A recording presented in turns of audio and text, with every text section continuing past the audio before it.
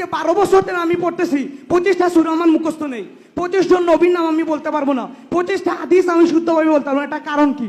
কারণ হচ্ছে গিয়ে এই যে আমাদের, তো আমি চাই এখন যেহেতু আমাদের সংস্কারের সময় এসেছে, আপনাদের যেহেতু ইসলামের অনেক জ্ঞান আছে, তাই আপনারা শিশু থেকে মাস্টার পর্যন্ত এমন একটা শিক্ষানীতি আমাদেরকে প্রণয়ন করেন, যার সাথে একই সাথে আমি যেন স্বাস্থ্য থেকে ইঞ্জিনিয়ার হিসেবে বের হতে পারি, একই সাথে আপনার মতো একজন বক্তাও হতে পারি, যাতে হাজার হাজার মানুষকে অনুপ্রাণিত করতে পারি।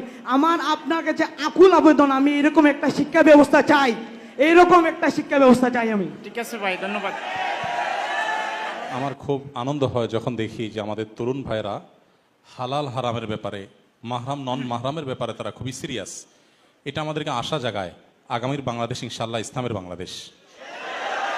তরুণদের মধ্যে যে ইসলামী জাগরণ সৃষ্টি হয়েছে, আমি আশা করি যে এই জাগরণ আমাদেরকে সামনে আলোর পথ দেখাবে।